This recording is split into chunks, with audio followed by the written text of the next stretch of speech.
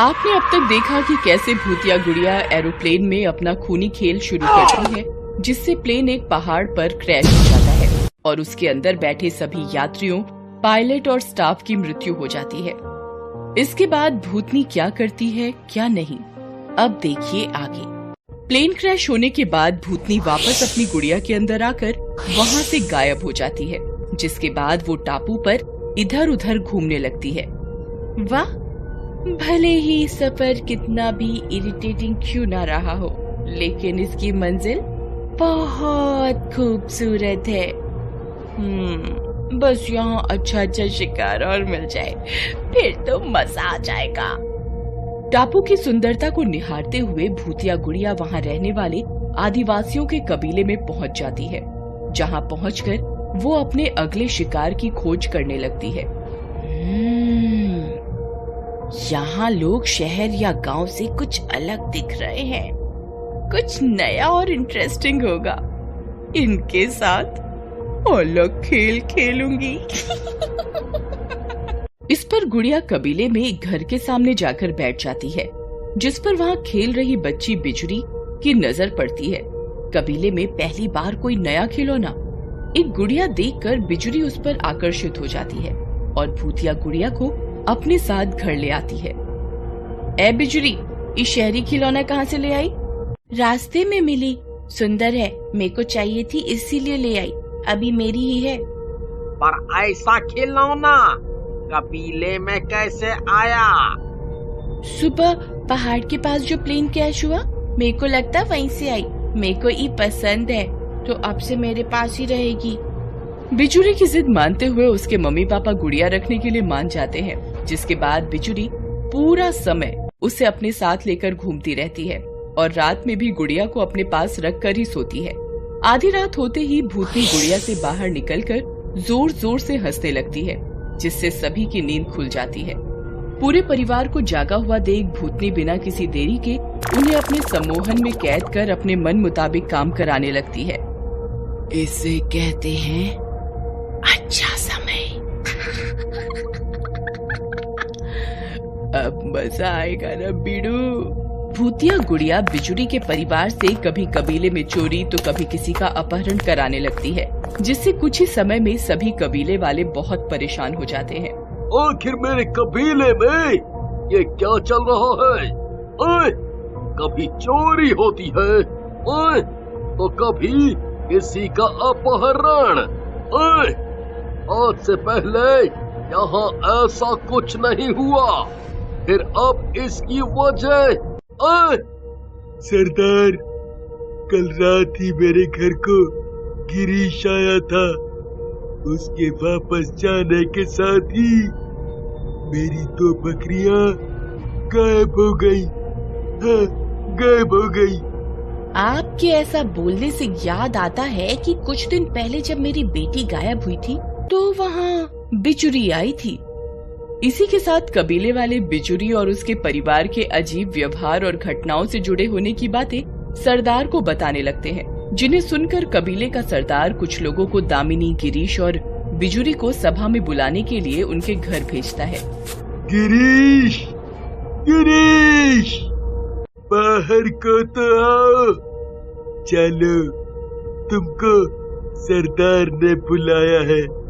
आदमी के बुलाने पर गिरीश अपने परिवार के साथ घर से बाहर निकल कर आता है और आते ही पूरा परिवार वहाँ खड़े सभी कबीले के लोगों पर हमला कर उन्हें मार देते हैं, जिसके बाद भूतनी उनका मांस खाने लगती है।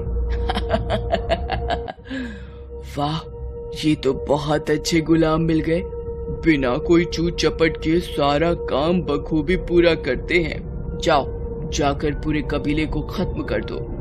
भूतनी की बात मानते हुए बिजुरी का परिवार कबीले के लोगों को मारने के लिए सरदार के पास पहुंच जाते हैं, जहां पहुंचकर वो बिना कोई देरी किए लोगों पर हमला करना शुरू कर देते हैं, जिसे देखकर कबीले का सरदार लोगों को बचाने के लिए उन तीनों के सिर पर लाठी मारकर उन्हें बेहोश कर देता है। ये कबीले के लिए खतरनाक है, इसलिए इन्हें ले जाके गुफा में कैद कर दो। बिजुरी के परिवार के कैद होते ही गुड़िया की भूतनी को अपनी ताकत के कमजोर होने का एहसास हो जाता है और वो गुस्से से लाल होकर तुरंत सरदार के पास पहुंच जाती है। तूने मेरे गुलाम को कैद करने की हिम्मत कैसे की? उनकी वजह से मेरे सभी काम आसानी से हो रहे थे, पर तूने उसमें गुगली मार दी। अब तेरी इस हरकत का अंजाम पूरे गांव को भुगतना पड़ेगा। इसी गुस्से में भूतनी अपने जादू से कबीले में हर तरफ तूफान उठा देती है, जिससे बचने के लिए सब इधर उधर भागने लगते हैं। इस बीच भूतनी कबीले के सरदार पर हमला कर उसे मार देती है। सरदार की मृत्यु से पूरा गांव डर से कांप जाता है। सब मरेंगे, एक एक कर सबको मार दूंगी, कोई जिंदा नहीं बचेगा। अब भूतनी कबीले वालों पर बिजली गिराने लगती है, जिससे पूरे कबीले में आग लग जाती है और लोग इस आग में जलकर मरने लगते हैं। अपने कबीले को तबाह होते हुए देखकर भीषण भूतनी को रोकने की योजना सोचने लगता है। न जाने कहां से ये भूतनी कबीले में आकर तबाही मचा रही है। मुझे जल्दी कुछ करना होगा, नहीं तो ये पूरे कबीले को शमशान बना देगी। अपने कबीले को बचाने की योजना सोचते हुए भीषण एक पत्थर उठाकर भूतनी पर फेंकने लगता है, जिससे भूतनी का ध्यान भीषण की तरफ भटकता है और वो उस पर हमला करती है, जिससे बचते हुए भीषण वहां से भागना शुरू करता है। कबीले में एक जगह से दूसरी जगह भागते हुए भीषण उसी गुफा के पास पहुंच जाता है, जहां बिजुरी के परिवार को कैद किया होता है। यहाँ तो बिजुरी और उसका परिवार कैद हैं।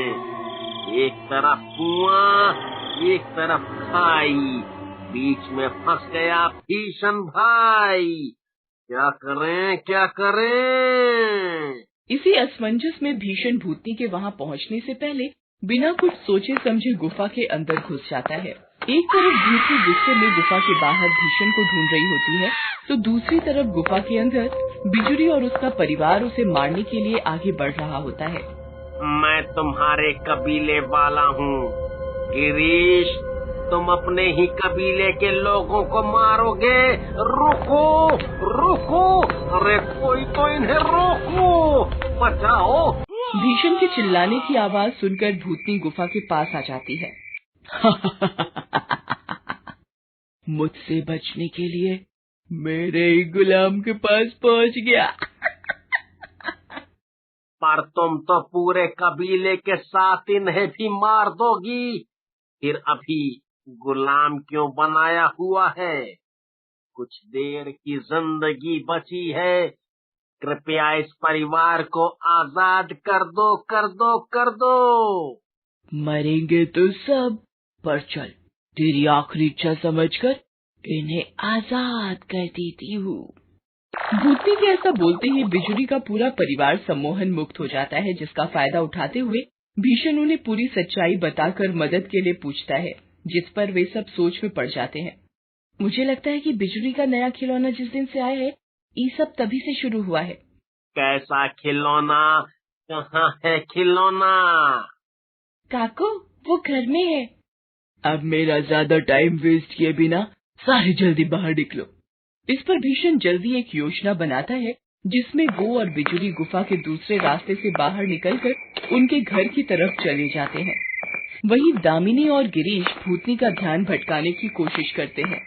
कुछ देर में वो दोनों बिजुरी के घर पहुंच जाते हैं, पर जैसे ही भीषण गुड़िया को हाथों में पकड़ता है, तो भूतनी तुरंत उसके अंदर वापस आ जाती है। तेरी इतनी हिम्मत, मेरी गुड़िया को हाथ लगाया, अब इसी वक्त मुझे छोड़ जल्दी। भूतनी को इस तरह कमजोर देखकर भीषण गुड़िया को ज्यादा जोर से पकड़ लेता है और फिर उसे एक बैग में बंद करके टापू के बाहर समुद्र में दूर फेंक देता है।